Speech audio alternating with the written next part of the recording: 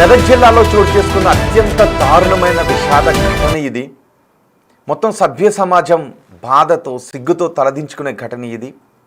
ప్రియుడి పడక సుఖానికి అలవాటు పడిన ఒక తల్లి తన 2 సంవత్సరాల బిడ్డను గుండెలపై బాది చంపేసిన అత్యంత దుర్మార్గమైన ఘటన ఇది. అలాంటి తల్లిని ఏం చేస్తే సరిపోతుంది? అలాంటి ఆమె నేను తల్లి అని అనలేకపోతున్నాను. తల్లి అనే పదాన్ని ఆమెకు సంబోధించలేకపోతున్నాను. మహిళ అయిపోయింది కాబట్టి నేను ఎక్కువగా ఆమెను ఏమీ అనలేకపోతున్నాను. ఆ పక్కనున్న ఆ పురుషుని మాత్రం చూడండి ఒకసారి, అదిగో మీకు కూడా కనీసం మాటలు రాని పరిస్థితి వస్తుంది.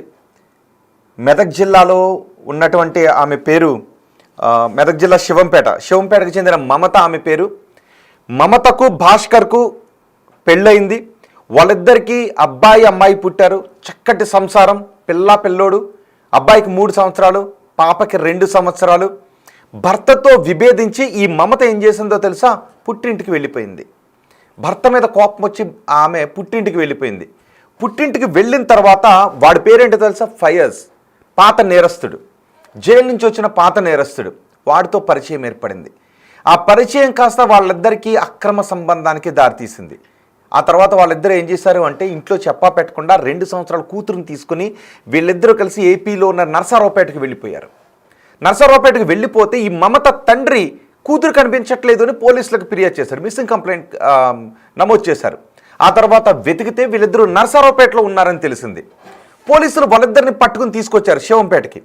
తీసుకొచ్చిన తర్వాత 2 సంవత్సరాల బిడ్డను తీసుకుని వెళ్ళింది కదా, ఆ 2 సంవత్సరాల బిడ్డతో కాకుండా ఈ ప్రియుడితోనే కలిసి వచ్చింది. ఏడి నువ్వు బిడ్డతో 2 సంవత్సరాల బిడ్డతో కదా వెళ్ళిపోయావు, ఆ 2 సంవత్సరాల బిడ్డ ఎక్కడుంది, నీ పాప ఎక్కడుంది అని అడిగితే చెప్పట్లేదు. ఏదేదో కహానీ చెప్తోంది. లేదు, ఏం చేసావు బిడ్డని, 2 సంవత్సరాల బిడ్డను ఏం చేసావు? అదిగో చూడండి ఒకసారి బిగ్ టీవీ స్క్రీన్ పైన. ఆ 2 సంవత్సరాల బిడ్డను ఏం చేసావు అని అడిగితే అప్పుడు అసలు విషయం చెప్పింది. చనిపోయింది అని చెప్పింది. ఎలా చనిపోతుంది అని అడిగితే ఆమె ఏం చేసింది అంటే పొంతం లేని మాటలు చెప్తోంది. లేదు అని గట్టిగా అడిగితే చెప్పింది, అవును బిడ్డను చంపేశాను అని. వాడు పడక సుఖానికి అలవాటు పడి భర్తను వదిలి వెళ్ళిపోయి, బిడ్డను తీసుకుని వెళ్ళిపోయి, కేవలం వాడి పడక సుఖమే కావాలని కోరుకునే 2 సంవత్సరాల బిడ్డను చూడండి ఒకసారి. ఆ చిన్నారి ముద్దులకి, ఆ చిన్నారి కన్న కూతురు ఆ బిడ్డను గుండెలపై బాది చంపి, అదిగో పోలీసులు ఉన్నారు కదా, బండరాలు కనబడుతున్నాయి కదా, అక్కడ పాతి పెట్టేశారు. వాళ్ళని తీసుకొచ్చిన తర్వాత ఏది బిడ్డని అడిగితే బిడ్డ లేదు కదా, గట్టిగా అడిగితే చంపేశానని చెప్పిన తర్వాత మళ్ళీ కంప్లైంట్ చేస్తారు పోలీసులు. అందరూ షాక్కు గురయ్యారు. కన్న బిడ్డను ప్రియుడి కోసం చంపేస్తుందా ఈమెను అసలు ఏం చెయ్యాలి, నిలువున చట్ట ప్రకారం ఉరి తీయాలి అని ఆమెను తిడుతూ అక్కడ తీసుకువెళ్ళి ఆ ప్రొక్లైనర్ని పెట్టి తవ్వారు. చూడండి ఒకసారి, అదిగో ఆ ప్రొక్లైనర్ పెట్టి తవ్వితే పాపం ఆ చిన్నారి కుళ్ళిపోయిన స్థితిలో కనిపించింది. ఇంతకంటే దారుణం ఉంటుందా? అఫ్కోర్స్ ఇలాంటి దారుణాలు ఈ మధ్య చోటు చేసుకుంటూ ఉన్నాయి. ప్రియుడిపై మోజుతో భర్తను చంపేస్తున్నారు కొంతమంది, ప్రియుడిపై మోజుతో కన్నబిడ్డను చంపేస్తున్నారు, ప్రియురాలపై మోజుతో భార్యలను చంపేస్తున్నారు. భార్యలపై అనుమానంతో భర్తలు భార్యలను చంపేస్తున్న దుర్మార్గమైన ఘటనలో ప్రియుడిపై మోజుతో భర్తలను చంపేస్తున్నారు. సిమెంట్ ఇసుక కలిపి డ్రమ్ముల్లో వేసి మరి ముక్కలు చేసి మరి చంపేస్తున్నారు. కన్న బిడ్డను చంపేస్తావా? అరే, కడుపున పుట్టింది 9 మాసాలు పోసి పెంచానని జ్ఞానం లేదా? ప్రియుడిపై పడక సుఖం మాత్రం కావాలా? ఆ కొద్దిసేపు పడక సుఖానికి ప్రియుని చంపేస్తావా? బహుశా కూతురుని తీసుకెళ్ళింది కాబట్టి కూతురుని గుండెలపై బాధ చంపేసింది. కొడుకుకి 3 సంవత్సరాలు, కుమార్తెకు 2 సంవత్సరాలు. అరే, నీకు వాడితో వెళ్ళిపోవాలని ఉండుంటే నీ బిడ్డను వదిలేసి పోవాల్సింది. ఇప్పుడు నీ భర్తకు విడాకులు తీసుకుని వాడు పోయినోడితో కొలకాల్సింది. కన్న బిడ్డ నీ పాల కోసం ఎదురు చూస్తుంటుంది. ఆకలేస్తే నీ ఒడిలోనే సురక్షితం అనుకుంటూ ఉంటుంది. నువ్వు కనబడకపోతే ఏడుస్తుంది, నువ్వు కనబడకపోతే ప్రాణం పోయినట్టు అనిపిస్తూ ఉంటుంది. ముగ్గురిని వదిలేసి వెళ్ళిపోయావు. 3 సంవత్సరాల బిడ్డని ఇంటి దగ్గర వదిలేసి వెళ్ళిపోయావు. ఆ 2 సంవత్సరాల బిడ్డను కూడా ఇంటి దగ్గర వదిలేసి పోలేకపోయావా? ప్రియుడి పడక సుఖానికి 2 ఏళ్ల బిడ్డను చంపేస్తావా? అమ్మవా నువ్వు? చూడండి ఒకసారి, మీకేమనిపిస్తుంది అసలు ఈ ఘటన విన్న తర్వాత? ఇంతకు ముందు కూడా మనం చూసాం కొన్ని రోజుల క్రితం. ప్రియుడి పడక సుఖానికి అలవాటు పడిన ఆమె 2 బిడ్డల్ని తలను బకెట్లు ముంచి చంపేసింది. అరే దొరుకుతాం, తర్వాత కటకటాల్లో ఉండాలి, జైలు ఊచలు లెక్క పెట్టాలి, పక్కన ప్రియుడు కూడా ఉండడు, చంపేసనే బిడ్డని కుమిలి కుమిలి ఏడుస్తూ జీవితాంతం జైలు గోడల మధ్య చావాల్సి ఉంటుంది అని కూడా లేదా? ఇలాంటి ఆలోచనలు ఉంటే మానేయండి అమ్మా దయచేసి. ఇలాంటి ఆలోచనలు ఉంటే మానేయండిరా దయచేసి.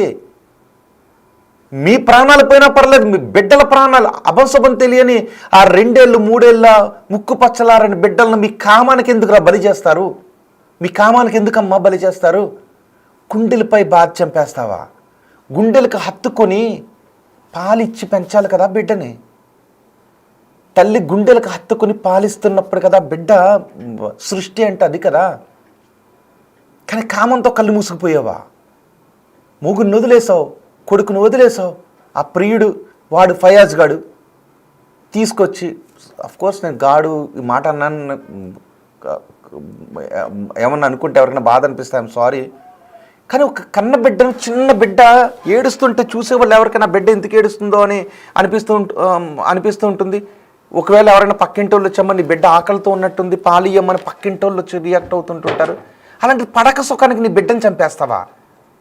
ఈ ఘటన ఎక్కడ జరిగిందంటే మెదక్ జిల్లా శివంపేటకు చెందిన మమత, భాస్కర్ ఇద్దరు భార్యాభర్తలు. కొన్నేళ్ల క్రితం పెళ్ళయింది. ఇద్దరికి విభేదాలు రావడంతో మమత తన 2 ఏళ్ల బిడ్డను తీసుకొని పుట్టింటికి వెళ్ళిపోయింది. పుట్టింటికి వెళ్ళిపోయిన తర్వాత అక్కడి ఫయాజ్తో పరిచయం ఏర్పడింది. ఫయాజ్ పడక సుఖం కోసం పరితపించింది. వాడిని తీసుకుని ఆంధ్రప్రదేశ్లో ఉన్న నరసరావుపేటకు పారిపోయారు 2 ఏళ్ల బిడ్డను తీసుకొని. ఆమె తండ్రి, మమత తండ్రి ఫిర్యాదు చేస్తే వాళ్ళిద్దరిని పట్టుకొని ఇక్కడ తీసుకొచ్చారు. ఇక్కడికి తీసుకొచ్చిన తర్వాత తెలిసింది తీసుకెళ్ళిన బిడ్డ ఏదన్నట్టు. అదిగో చూడండి, తవ్వుతున్నారు. ఆ తవ్వుతున్న చోట ఆ ముక్కు పచ్చలారని బిడ్డ ఆ ఎముకలు బయటపడ్డాయి. ఆ ముక్కు పచ్చలారని బిడ్డ చూసారా, చెవు ఇట్లా పట్టుకొని ఉంది. ఇది ఆమె, వాడు ఫయాజ్, ఆమె. అఫ్కోర్స్ నేను కొన్ని రూల్స్ ప్రకారం మాట్లాడాలి కాబట్టి నేను ఆమె ఏం అనట్లేదు. కానీ అమ్మతనానికి మచ్చ తెచ్చావు మమత నువ్వు, స్త్రీతనానికి మచ్చ తెచ్చావు మమత నువ్వు, అమ్మతనాన్ని చంపేశావమ్మా నువ్వు, స్త్రీతనాన్ని చంపేశావమ్మా నువ్వు. కట్టుకున్న భర్త ఇష్టం లేకపోతే విడాకులు తీసుకోవాల్సింది. కన్నబిడ్డను చంపే హక్కు నీకెవరిచ్చారు? బహుశా ఆ 2 సంవత్సరాల బిడ్డని నువ్వు తీసుకునేటప్పుడు అనుకుంటూ ఉండుంటుంది, నువ్వు చంపడానికి తీసుకునేటప్పుడు తల్లి తన ఒడిలోకి తీసుకుంటున్నది తన రొమ్ము పాలు ఇవ్వటానికి కాబోలు అనుకుని. కానీ తన గుండెల మీద గుద్ది చంపడానికి తీసుకుంటున్నావని బహుశా అనుకుని ఉండదు. మన జీవి అనేది ఏది కూడా నిన్ను క్షమించరాని నేరం చేశావు. ప్రకృతి అనేది, సృష్టి అనేది నిన్ను క్షమించరాని నేరం చేశావు. నువ్వు మనిషి పుట్టుకు అనర్హమైన నేరం చేశారు మీరు. కన్న బిడ్డని, 2 ఏళ్ల బిడ్డని, 9 మాసాలు కని పెంచిన బిడ్డని, రొమ్ము పాలిచ్చి బతికించాల్సిన బిడ్డని గుండెలపై గుద్ది చంపేస్తావా? అది ప్రియుడి పక్కన పడుకోవటానికి, ప్రియుడి పక్కన కొన్ని క్షణాల సుఖం కోసం చంపేస్తావా? బతికే హక్కును కోల్పోయావు మమత నువ్వు. ఫయాజ్, నువ్వు కూడా బతికే హక్కును కోల్పోయావు. ఆమెను లోబరుచుకుని, అరే ఇద్దరు బిడ్డల తల్లి ఆమెను తీసుకుని వెళ్ళాలని నీకెలా కనిపించిందిరా? ఆమె బిడ్డని చంపి అక్కడ పాతి పెట్టాలని ఎలా కనిపించింది? ఇద్దరు కలిసే పాతి పెట్టారా? మా ప్రతినిధి దుర్గారెడ్డి ఉన్నారు. ఒకసారి ఘటన గురించి మీరేమనుకుంటున్నారు? మీ అభిప్రాయాన్ని తెలియచేయండి. మేము అడిగే ఉరి తీయాలి, యావజ్జీవ శిక్ష విధించాలి. నిజానికి భర్త ఇష్టం లేదు, బిడ్డలు ఇష్టం లేదు అంటే చంపేయడం ఎందుకు? వదిలేసి పోండి. చట్ట ప్రకారం విడాకులు తీసుకోండి. చంపే హక్కు ఎవరిచ్చారు మీకు? మా ప్రతినిధి దుర్గారెడ్డి ఉన్నారు సమాచారం అందించడానికి. దుర్గారెడ్డి, ఇప్పుడు ఈ మమత, ఫయాజ్ ఎక్కడున్నారు? అంత కర్కశంగా కన్నబిడ్డను ఎలా చంపగలిగారు?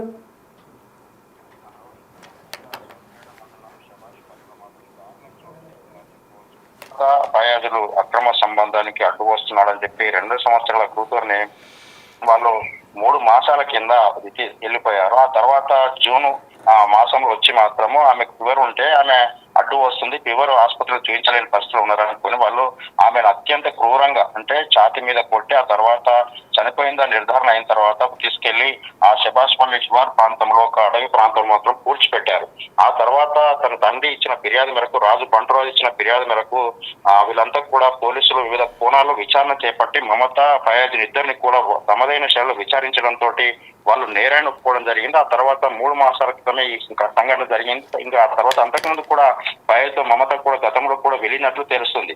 నిజంగా వాస్తవాన్ని చూసినట్లయితే ఒక కొడుకును అక్కడ వదిలిపెట్టిపోయింది, కూతురును అక్కడ వదిలిపెట్టిపోయినా మేము సంరక్షణ చేసుకుందామని చెప్పి ఆ కుటుంబ సభ్యులు అర్థనాదాలు వేదనలు కూడా అక్కడ ఆ గ్రామాన్ని కూడా కలిసివేసిన సంఘటన. తర్వాత చూపర్లను కూడా అంటే దాదాపు ఇక్కడికి వచ్చిన తర్వాత పోలీసులు కూడా విస్తుపోయే విషయాలు అంటే చిన్నారి 2 సంవత్సరాల చిన్నారిని అత్యంత క్రూరంగా ఆ చంపి అంటే దాదాపు చంపి అక్కడ పూడ్చిపెట్టడము ఆ సెన్సేషనల్ గా మారింది. అంటే నిజంగా అక్రమ సంబంధానికి అడ్డు వస్తుంది అనుకుంటే ఒక విడాకు తీసుకోవడం, లేకుంటే పిల్లలు వద్దని అక్కడ వదిలిపెడితే చదువుకునే వాళ్ళము, లేకుంటే పిల్లలైనా సంరక్షణ చేసుకున్న చాలా మంది ఉన్నారు, అక్కడైనా చదువుకునే అవకాశాలు ఉంటాయని చెప్పి కూడా ఆ గ్రామస్తులు చెప్తున్నారు. గ్రామస్తులు కొంతమంది పిల్లలేని వరకు దత్తత తీసుకునే అవకాశం ఉన్నా కానీ ఆమె అలా చేయకుండా పూడ్చిపెట్టి ఆ తర్వాత ఏం తెలియనట్లు కూడా గుంటూరు ఆ ప్రాంతానికి అంటే ఆంధ్ర ప్రాంతానికి వెళ్ళి అక్కడ తలదాచుకోవడం జరిగింది. దాంతో పాటు పోలీసులు కొంత టీమ్ గా ఏర్పడి అక్కడికి వెళ్లి వాళ్ళని తీసుకొచ్చిన తర్వాత ఎక్కడ పూడ్చిపెట్టారని చెప్పి 3 మాసాల నుంచి భారీగా వర్షాలు పడ్డాయి కనుక ఆమె శరీర అవశేషాలు మాత్రమే లభ్యమయ్యాయి. నిజంగా ఈ రోజు తహసీల్దారు ఆ సమక్షంలో పూడ్చిన శవాన్ని బయటకు తీసి ఫోరెన్సిక్ ల్యాబ్ ప్రకారంగా వాళ్ళంతా మళ్ళీ అంత్యక్రియలు చేసే గంగారెడ్డి గంగారెడ్డి ఏంటి ఇప్పుడు అసలు అక్కడ ఉన్న వాళ్ళ రియాక్షన్, వాళ్ళ బంధువుల రియాక్షన్ ఏంటి? అసలు మమత పేరు ఎలా పెట్టారో తెలీదు. మమత అనేది నరనరన ఏ మాత్రం లేదు, కన్నబిడ్డనంత కర్కశంగా చంపేసింది ప్రియుడు పడక సుఖానికి. అసలు వాళ్ళ బంధువుల రియాక్షన్స్ ఏంటి? రోహిత్ నిజంగా చూస్తే బంధువులు మాత్రము వాళ్ళు కంటతడి పెడుతున్నారు. అంత చిన్న వయసు 2 సంవత్సరాల చిన్నారిని అత్యంత క్రూరంగా హత్య చేసిన మమతను కూడా కఠినంగా శిక్షించాలి, లేదంటే కటకడలకు పంపి జైలు జీవితం గడిపే విధంగా ఒక నిర్ణయం తీసుకోవాలి. ఇలాంటివి కఠినంగా వివరించడానికి కొన్ని చట్టాలు కూడా మార్పు తీసుకురావాలి. ఇది ఒకే చోట ఆగిపోకుండా మిగతా అన్ని చోట్ల చాలా చోట్ల కూడా జరుగుతున్నాయి కనుక ఇక్కడి నుంచి అన్నా ఇటువంటి వాళ్ళకు పుల్ స్టాప్ పెట్టే విధంగా అటు పయాజా కావచ్చు, మమత కానీ గతంలో జరిగిన సంఘటనలే కానీ కొన్ని చట్టాల్లో మార్పు తీసుకొచ్చి వాళ్ళని కూడా ఈ విధంగానే హత్య చేసిన వాళ్ళని ఏ విధంగా హత్య చేశారు ఆ విధంగా కఠినంగా శిక్షిస్తే మరో చోట ఇలాంటి ఘటన ఇలాంటి పునరావృతం కాకుండా ఉండే అవకాశాలు ఉంటాయి కనుక వాళ్ళ తల్లిదండ్రులు వాళ్ళ బంధువులంతా కూడా అంటే తండ్రితో పాటు బంధువులు ఆ తల్లి ఆ అత్త మామూలు అంతా కూడా వాళ్ళు అర్థనాదాలతోటి ప్రభుత్వాన్ని అంటే పోలీస్ శాఖను వేడుకుంటున్న పరిస్థితి కనిపిస్తుంది. నిజంగా చట్టాల్లో మార్పు అంటే వీళ్ళని జైలుకి పంపించి మళ్ళీ 3 నెలలకో 6 నెలలకో జైలు నుంచి బయటకు వచ్చిన తర్వాత వాళ్ళు హ్యాపీగా ఉంటారు, లేకుంటే ఇంకేదో రకంగా ఉంటారు కనుక ఖచ్చితంగా వాళ్ళు బతికిన రోజు జైల్లో ఉంచాలి, లేకుంటే ఖచ్చితంగా తీసుకొచ్చి దుర్గారెడ్డి అసలు ఆమె తండ్రి ఈ మమత తండ్రి ఏమంటున్నాడు? ఎందుకంటే ఇంట్లోంచి వెళ్ళిపోయిన తర్వాత మమత తండ్రి ఫిర్యాదు చేశాడు. సో ఆ తర్వాత పోలీసులు పట్టుకొచ్చిన తర్వాత మనవరాలతో రాలేదు, ఆ ప్రియుడు ఆ మమత ఇద్దరే వచ్చారు. మరి మనవరాలు ఏదైనా అడిగిన తర్వాత రకరకాల సమాధానాలు చెప్పినట్టుగా తెలుస్తుంది. సో ఇప్పుడు మనవరాలను అంత దారుణంగా చంపేసిన కన్నబిడ్డ గురించి తండ్రి ఏమంటున్నాడు? అంటే తాను తండ్రి తల్లి కూడా ఇద్దరు ఆవేదన ఒక్కటే. చిన్నప్పుడు నువ్వు కూడా ఒకవేళ నీ పుట్టిన పిల్లల్ని ఇలా చేస్తా అనుకుంటే నిన్ను కూడా మేము చంపే వాళ్ళమే కదా. ఒకవేళ నీ ఆలోచన మా ఆలోచన ప్రకారంగా నువ్వు మెదులుకోలేదు కనుక నీకు ఏ శిక్ష వేయాలి, ఏం జరగాలి అనేది ఖచ్చితంగా కటకడల పాలు జైలుకు వెళ్ళిన తర్వాత న్యాయస్థానం నిర్ణయించాలి. నిజంగా మేము కోరుకునేది కూడా మా మనమరాలు జరిగింది కనుక మా కూతురుని సంబోధించలేని పరిస్థితిలో ఉన్నాం కనుక మేము జరగడము మా గ్రామానికి కాదు, మాకే కాదు, ఎవరికి కూడా జరగవద్దు ఇట్లాంటిది. ఆమె ఖచ్చితంగా కఠినంగా శిక్షించాలని చెప్పి వాళ్ళు కంటతడి పెడుతూ ప్రభుత్వాన్ని ఆ తర్వాత పోలీస్ శాఖను వేడుకుంటున్న పరిస్థితి కనిపిస్తుంది. నిజంగా ఈ యొక్క సంఘటన తర్వాత పోలీసులు మాత్రము ఖచ్చితంగా వాళ్ళ సమయైన శైలిలో విచారించి నేరాన్ని మాత్రం రాబట్టగలిగి అంగీకారం తీసుకొచ్చి అమ్మాయి ఇక్కడ చంపి పూడ్చిపెట్టారు. ఆ ప్రాంతానికి వెళ్ళి సంఘటన ప్రాంతంలో అమ్మాయిని తీసి అంత్యక్రియలు జరిపించిన తర్వాత ఇంకా దీంట్లో వీళ్ళే ఉన్నారా, వీళ్ళకి ఎవరైనా సహకరించారా గ్రామానికి సంబంధించిన కానీ లేకుంటే ఎవరైనా ఉన్నారా, వాళ్ళ ప్రమేయం కూడా ఏమైనా ఉందని కూడా విచారణ చేసే అవకాశాలు అయితే ఉన్నాయి. ఖచ్చితంగా పోలీస్ శాఖను వాళ్ళు కోరుకునేది ప్రధానంగా ఎవరెప్పుడైతే వాళ్ళ మన్మరాలను చంపిందో ఖచ్చితంగా తల్లిని కూడా ఆ విధంగా చేస్తే బాగుండే అవకాశాలు ఉంటే బాగుంటుంది. లేదా మా చట్టం మా చేతుల్లో లేదు కనుక మీ చేతుల్లో ఉంది కనుక ఏ న్యాయం చేస్తారో చేయాలని చెప్పి వాళ్ళు ప్రాధాన్యపడుతున్న పరిస్థితి మనకు కనిపిస్తుంది. రోహిత్ రైట్ దుర్గారెడ్డి, మెదక్ జిల్లాలో జరిగిన ఒక ఘటన మొత్తం సమాజాన్ని షేక్ గురి చేసింది. చూడండి ఒకసారి ముక్కు పచ్చలారని ఒక చిన్న బిడ్డ కనిపిస్తుంది కదా, ఇప్పుడు ఈ మొదటి బాక్స్లో ఇద్దరు కనబడుతున్నారు కదా, వాళ్ళిద్దరు ఎవరో తెలుసా? ఆమె ఆల్రెడీ పెళ్ళై 2 బిడ్డలు ఉన్న తల్లి, వీడు ఒక పాత నేరస్తుడు, ఆ గడ్డంతో కనబడుతున్న వ్యక్తి ఒక పాత నేరస్తుడు. ఆమె ఆల్రెడీ పెళ్ళై భర్త, ఒక కొడుకు కూతురు ఉన్నారు. ఆమె భర్తతో విభేదించి పుట్టింటికి వచ్చేసింది.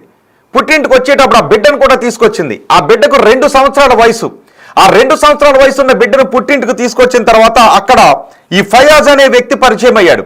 ఆ ఫయాజ్ అనే వ్యక్తి పరిచయం కాస్త వాళ్ళిద్దరి మధ్య వివాహేతర సంబంధానికి దారితీసింది. ఇంట్లోంచి వెళ్ళిపోదాం అని అనుకున్నారు. ఇంట్లోంచి వెళ్ళిపోయేటప్పుడు ఆ బిడ్డను కూడా తీసుకుని వెళ్ళిపోయారు. అయితే వాళ్ళ వివాహేతర సంబంధానికి వాళ్ళ కామ కార్యకలాపాలకి ఆ కామానికి ఈ ముక్కు పచ్చలారని బిడ్డ అడ్డొస్తుంది అని ఆ బిడ్డను గుండెపై బాది చంపి ఒక చోట బండరాళ్ళు నిర్మానుష్య ప్రదేశంలో ఒక బండరాళ్ళ పక్కన పాతి పెట్టేశారు. ఆ తర్వాత ఈ మమత తండ్రే, ఇప్పుడు మీరు చూస్తున్నారు కదా, ఆ మమత తండ్రి ఫిర్యాదు చేశారు తన బిడ్డ ఎక్కడికో వెళ్ళిపోయింది, కనబడటం లేదు అని. ఆ ఫిర్యాదు మేరకు పోలీసులు విచారణ జరిగితే ఆంధ్రప్రదేశ్లో ఒక చోట ఉన్నారు, నర్సరావుపేటలో ఉన్నారు. పోలీసులు వాళ్ళిద్దరు ఇక్కడ తీసుకొచ్చిన తర్వాత, ఏంటి నువ్వే వచ్చావు, నీ కూడా తీసుకెళ్ళి నా బిడ్డ ఏది మనవరాలేదు అని అడిగాడు తండ్రి. పొంతం లేని సమాధానాలు చెప్పింది. ఆ తర్వాత చనిపోయిందని చెప్పింది. ఎలా చనిపోతుందని నిలదీసి అడిగితే చెప్పింది, గట్టిగా అడిగితే చెప్పింది చంపేశాను అని చెప్పింది. షాక్కు గురయ్యారు. పోలీసులకు ఫిర్యాదు చేశారు. పోలీసులు తీసుకుని అక్కడికి వెళ్తే అది తవ్వుతున్నారు చూసారా, అక్కడ పాతి పెట్టామని స్వయంగా వాళ్ళే తీసుకువెళ్ళి చంపారు. నవమాసాలు మోసి కని 2 ఏళ్లు పెంచిన బిడ్డను గుండెలపై బాది చంపేసిన ప్లేస్ ఇక్కడే ఉంది అని ఆమె అక్కడ చూపించింది, ఆ బండరాళ్ళ పక్కన. ఆ తవ్వేటప్పటికి ఆ 2 సంవత్సరాల పాప దేహం కుళ్ళిపోయిన స్థితిలో బయట కనిపించింది. అందరూ షాక్కు గురయ్యారు. కక్షల కార్పణ్యాలతో చంపేస్తున్నారు, డబ్బుల కోసం చంపేస్తున్నారు, అనుమానంతో చంపేస్తున్నారు, ప్రియుడిపై మోజుతో చంపేస్తున్నారు, భార్యపై అనుమానంతో భర్తలు చంపేస్తున్నారు. ఇక్కడ ప్రియుడు మోజుతో బిడ్డను చంపేసింది తల్లి. పడక సుఖానికి అలవాటు పడ్డా వాడు పడక సుఖానికి అలవాటు పడి 2 సంవత్సరాల బిడ్డను అతి కిరాతకంగా చంపేసింది తల్లి. ప్రస్తుతం వీళ్ళు పోలీసులు అదుపులోకి తీసుకుని విచారిస్తున్నారు. ఇక నాకు తెలిసి ఆమె బయటకు రాదు, ఆమె జీవితాంతం కటకటాల్లో ఉండాల్సిన పరిస్థితి ఉంటుంది. పోలీసుల దగ్గర ఇప్పటికీ అన్ని సాక్ష్యాలు ఉన్నాయి. వాళ్ళు చెప్పిన కన్ఫెషన్ స్టేట్మెంట్ ప్రకారమే అక్కడికి తీసుకువెళ్ళి తవ్వి ప్రొక్లైనర్తో తవ్వి చూస్తే ఆ 2 సంవత్సరాల బిడ్డ దేహం కుళ్ళిపోయిన స్థితిలో కనిపించింది. ఒకవేళ ప్రియుడే కావాలి, ప్రియుడు పడకే కావాలి అనుకుంటే బిడ్డను వదిలేసి వెళ్ళిపోవాల్సింది కదా, చట్ట ప్రకారం విడాకులు తీసుకుని ఉండాల్సింది కదా. కానీ బిడ్డను తీసుకెళ్ళి ఎందుకు చంపేసింది? ఇలాంటి ఘటనలు ఇదొక్కటేనా? ఇంతకు ముందు కూడా చోటు చేసుకున్నాయి. ఎందుకు సమాజం ఎటుపోతుంది? ఇలాంటి ఈ మమతను ఎలా శిక్షించాలని మీరు అనుకుంటున్నారో మీ అభిప్రాయాన్ని కమెంట్ బాక్స్లో తెలియజేయండి. శివంపేట మండలము శభాష్పల్లి గ్రామానికి చెందిన బంటు రాజు అని చెప్పేసి గత మే నెలలో కూతురు మమత, ఆమె కూతురు అంటే మనవరాలు ఇద్దరు కూడా తనుశ్రీ అని చెప్పేసి ఇద్దరు కూడా మిస్సింగ్ అయినరు అని చెప్పేసి ఒక కంప్లైంట్ ఏంటంటే మాకు మిస్సింగ్ కంప్లైంట్ ఇవ్వడం జరిగింది. దాని మీద మేము లోతుగా విచారణ చేసినాం. అప్పటి నుంచి విచారణ చేస్తుంటే ఇదే గ్రామానికి శభాష్పల్లి గ్రామానికి చెందిన ఫయాజ్ అనే వ్యక్తితోటి ఈ అమ్మాయికి పెళ్ళయింది. పెళ్ళయి రాయపోలు గ్రామము సిద్దిపేట కమిషనరేట్ పరిధిలోని రాయపోలు గ్రామానికి చెందిన వ్యక్తితో పెళ్ళి కావడం వల్ల అక్కడ నుంచి కూడా గత మార్చ్ నెలలో అక్కడ నుంచి కూడా ఈ ఫయాజ్ అని శభాష్పల్లి గ్రామానికి చెందిన ఈ వ్యక్తితోటి ఆమె ఎలోప్ అయింది. తర్వాత మళ్ళీ ట్రేస్ చేసిన తర్వాత ఉన్నారు. తర్వాత మళ్ళీ ఇక్కడ నుంచి మేలో ఎలోప్ అయినట్లు మాకు సమాచారం అందింది. వాళ్ళ కోసం మేము అంటే తీవ్రంగా ప్రయత్నాలు చేస్తున్నాము. గత 3 నెలల నుంచి SI Shivampet and CI Toopran ఆధ్వర్యంలో టీమ్స్ కూడా తిరుగుతున్నాయి.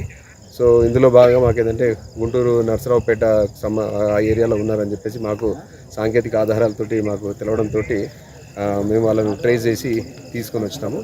కానీ వాళ్ళు ఇద్దరు ఫయాజ్ తర్వాత ఎవరైతే మమత ఇద్దరు ఉన్నారో పాప లేదు. పాప ఎక్కడ పోయింది, తర్వాత తనుశ్రీ అమ్మాయి 2 సంవత్సరాల పాప ఎటు పోయిందంటే వాళ్ళు పొందలేని సమాధానం చెప్పడం జరిగింది. అనుమానంతో ఇవాళ మేము చాలా సుదీర్ఘంగా వాళ్ళను ఇంటరాగేట్ చేయడం జరిగింది, విచారించడం జరిగింది.